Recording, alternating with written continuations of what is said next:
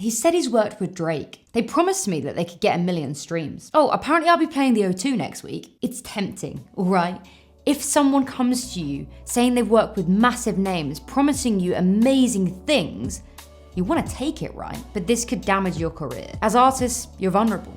You are close to your music, your art, and you want to push it out to a wider audience. So sometimes you can get a little bit desperate. Someone offers you something, says they can get you something, and you just jump at it. But you need to be careful. So here are 6 people you should be avoiding in this industry to ensure that you don't get scammed, to ensure you actually work with legitimate people and grow your career. If you're a subscriber of this channel, you would have seen the soundproofing. I'm praying this sounds top notch because we've been struggling with our sound for a little while since we've added this table and changed the furniture a bit. So let me know in the comments if the sound is better, fingers crossed. But let's jump straight in. Let's stop talking about sound and let's talk about what really matters. How to get an amazing team on board and make sure that you're growing your music career. I made that sound really easy, didn't I?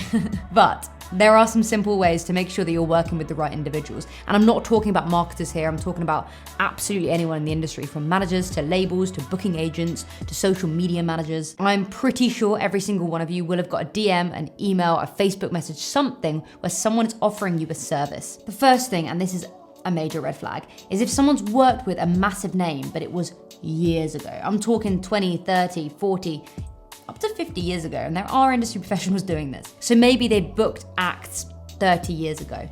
Great. Maybe they managed someone's MySpace page.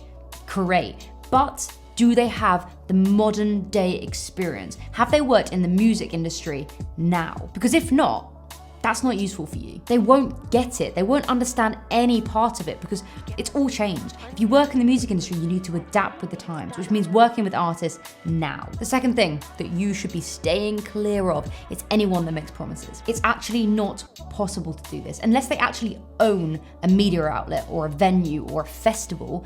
They cannot promise you anything. So if a booking agent comes to you and says, you know what, I can get you a slot at the O2, run a mile. If a social media manager comes to you and says, I can get you 50,000 followers, literally sprint. It's not worth it. People that are promising you things either just want your business or are gonna fake it for you. So anyone that guarantees anything is just trying to persuade you to work with them. The third thing that you should be avoiding, and this one's a little bit controversial, but if someone is a music industry addict, that might sound weird because if you're in the music industry, you should live and breathe what you do. And yeah, I mean, I live and breathe what I do. I bloody love marketing, but you're not seeing me running around wearing band t-shirts, going backstage at festivals and begging people for pictures. If someone is obsessed with being in the music industry, they're not in it for the right reasons. An easy way to tell if they are one of these music industry addicts is looking at their social media. Are they talking more about their specific field? So being a booking agent, are they talking about gigs? If they are a graphic designer, are they sharing their work?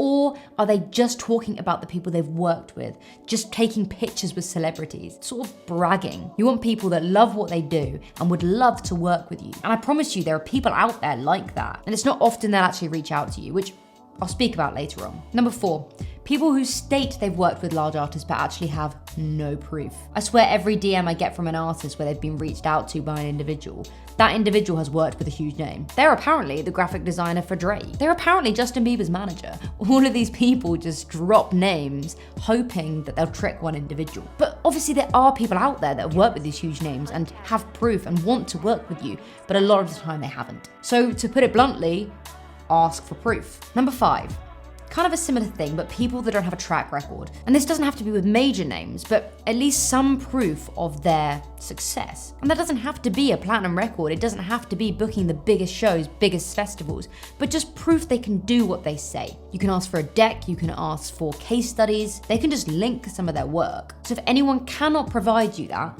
that is a huge red flag, and that's not someone you should be working with. And the final thing, the 6th type of person that you should be avoiding is actually someone that reaches out to you. Anyone's reached out to you, but actually want your money, that's probably a red flag. So with management and labels, it's a different story because they want to grow you, they want to progress with you and then take a percentage. But if an individual is selling a service, are their intentions real? So if they've come to you saying, I discovered you here, I really want to help you grow this. So they want to help you grow your social media following, your streams, they want to help you with artwork. Whatever it is, if they're charging for it, Do they really believe what they're saying? It's a difficult one, that, because sometimes people are wanting to grow their case studies, they're wanting to grow their deck, like I mentioned earlier. But if that's the case, they'll either be doing it for free or for a very cheap price. But we're not seeing that. We're seeing artists getting DMs daily from people asking for a lot of money for something where, is that person really wanting to benefit them?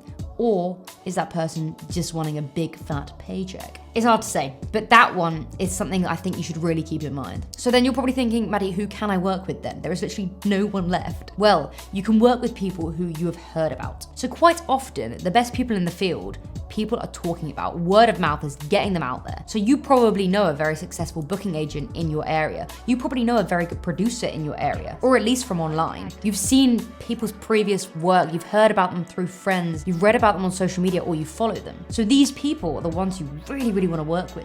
So actually, you should be pitching to them. The best people that you want on your team, pitch to. Because yes, they might be taking money, whether it's a service, whether it's a percentage, but that percentage or that money will pay off because you are growing, you're developing your career. Also, make sure you're not hiring too early. Do you really need a full team? The best thing to do is look at what you can handle and then look at your skill set and what you're lacking. So potentially you're an amazing songwriter, you're an amazing vocalist, but your production isn't great. You're not very good at producing. Outsource that. That is definitely something which is worth investing in. However, you're actually really good at graphic design. So make your own artwork. There are things that you can handle yourself in the early stages and you don't need to outsource. However, it will get to a point where you need someone to take over things. You do need a manager, you do need a label, and that's when you can start taking these tips on board. I hope you found this video useful and I hope the sound quality is a lot better.